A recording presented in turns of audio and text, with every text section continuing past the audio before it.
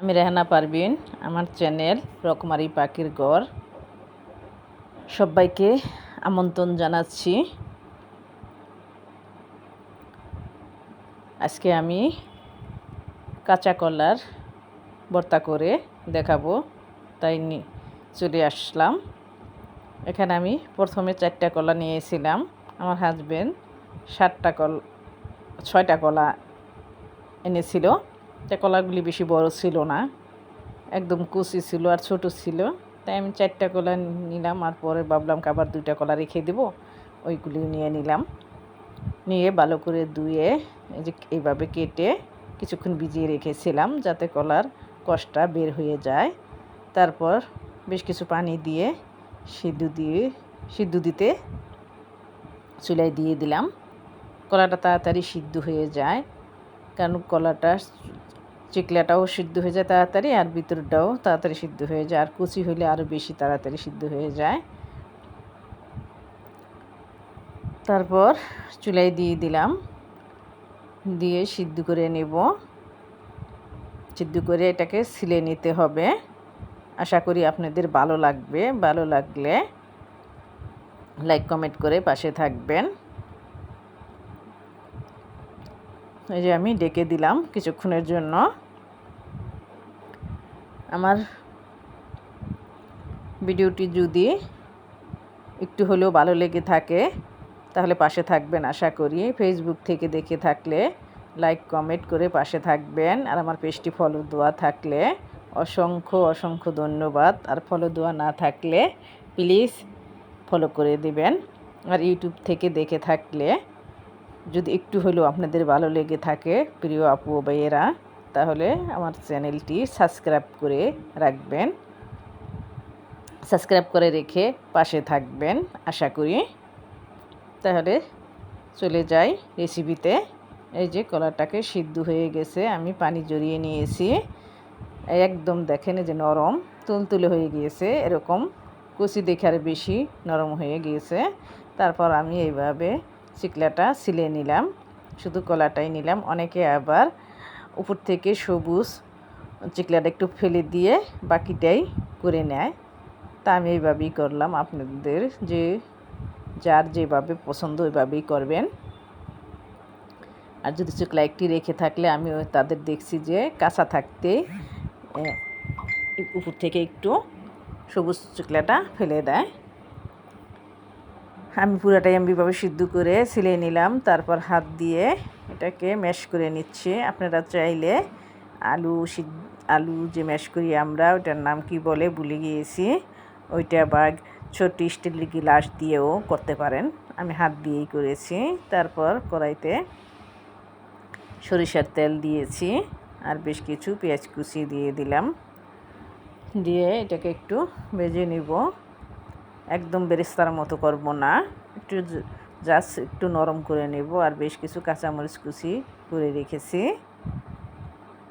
কাঁচামরিচ শুকনা মরিচ দুইটাই আমি দিব। আমার মনে হলো আরেকটু তেল লাগবে, তাই আমি আরেকটু তেল দিয়ে দিলাম। দিয়ে আবার নেড়ে নিচ্ছি। আশা করি আপনাদের অনেক ভালো লাগবে, একবার হলেও করে খেয়ে দেখবেন। আর ভর্তা আমরা যেহেতু বাঙালি, আমরা ভর্তা, মাছ বা ডাল ভর্তা এইসব আমাদের খুবই প্রিয় একটি খাবার। আর ভর্তা প্রেমিকদের খুবই ভালো লাগবে আশা করি। ভালো লাগলে ভিডিওটি শেয়ার করে দিবেন।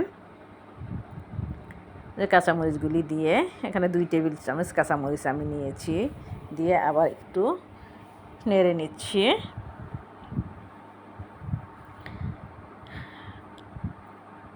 ভালো করে নেড়ে নিতে হবে। তারপর নেড়ে নিলাম। এই যে এবার হয়ে গিয়েছে, আর বাছতে হবে না। এবার বাকি উপকরণগুলি দিয়ে দিব। এই দেখেন কলাটা এরকম হয়েছিল। তারপর দিয়ে দিলাম কলাটা, দিয়ে দিচ্ছি কলার ম্যাশটা দিয়ে দিলাম। দিয়ে বাকি আর কি দেওয়া যেতে পারে সবই দিয়ে দিলাম। দিয়ে দিচ্ছি একটু পরিমাণ মতো লবণ, আর সামান্য একটু হলুদ দেব যাতে একটু কালার আসে। আর আমি এখানে চিলি ফ্লেক্স দিয়েছি, মরিচ গুঁড়াটা দিই নাই। চিলি ফ্লেক্সটা দিলে ঘ্রাণ আসবে মরিচের, সেজন্য ফ্লেভারের জন্য আমি চিলি ফ্লেক্সটা দিয়েছি। তারপর ভালো করে মিশিয়ে নিতে হবে যাতে সব ম্যাশ হয়ে যায়। আর সামান্য একটু হলুদ দিব, আপনারা না দিতে চাইলে নাও দিতে পারেন, কারণ কলারও তো খুব সুন্দর একটা কালার আছে, ওরকম কালার হবে। আর যদি মনে করেন যে একটু হলদে ভাব আনবেন তাহলে সামান্য একটু হলুদ গুঁড়া দিবেন। আমি এই যে নেড়ে নিচ্ছি, এইভাবেও আমার কাছে অনেক ভালোই লেগেছিল। তারপর 10 মিনিটের মতো আমি এটাকে ভেজে নিব। একটু বাছতে যখন দেখব যে প্যান থেকে ছেড়ে আসছে তখন আমি নামিয়ে নেব। খুবই মজার হয়েছিল, এভাবে করে খেয়ে দেখবেন।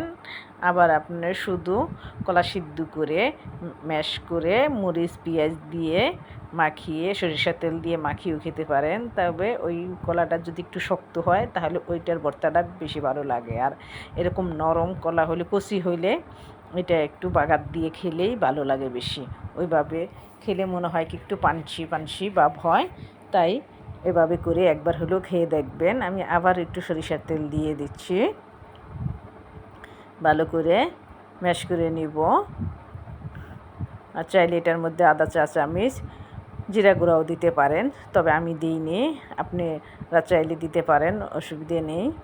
এই যে আমি সামান্য একটু হলুদ গুঁড়া দিয়ে দিচ্ছি একটু কালারের জন্য, এটাও অপশনাল, আপনারা চাইলে দিতে পারেন, না চাইলে না দিতে পারেন, আপনাদের ইচ্ছা। তবে আমি আশা করি আপনাদের অনেক ভালো লাগবে। ভালো লাগলে পাশে থাকবেন, আমার ভিডিওটি শেয়ার করে দিবেন প্লিজ। আজ আপনারা উৎসাহিত না দিলে আমরা কিন্তু যারা অনলাইনে কাজ করি এগিয়ে যেতে পারতাম না। আর পাশে থেকে আমাদেরকে উৎসাহিত করবেন যাতে আমি আরও ভালো ভালো রেসিপি আপনাদেরকে উপহার দিতে পারি। দোয়া করবেন, পাশে থাকবেন, আমিও আপনাদের জন্য দোয়া করি। আর আমার ভিডিওটি যে যেখান থেকে দেখছেন সবাই ভালো থাকেন, সুস্থ থাকেন। আপনাদের জন্য আমার তরফ থেকে অনেক অনেক দোয়া ও ভালোবাসা রইল। আমার জন্য দোয়া করবেন। আল্লাহ সবাইকে ভালো রাখুন, সুস্থ রাখুন। এই যে এবার আমার ভর্তাটা প্রায় হয়ে আসছে, লবণ চেক করে নিব। আপনারা এটার ভিতরে একটু ধনেপাতাও দিতে পারেন, আমার ঘরে ছিল না, থাকলে অবশ্যই আমি 1 টেবিল চামচ ধনেপাতা কুচি দিয়ে দিতাম। এই যে দেখেন ভর্তাটা আমার হয়ে গিয়েছে। যখন প্যান থেকে ছেড়ে আসবে তখন নামিয়ে পরিবেশন করে নেবেন। খুবই মজার হয়েছিল। ভর্তা হলে আমার আর কিছুই লাগে না। তাহলে আজকে এখানেই বিদায় নিলাম। আল্লাহ হাফেজ।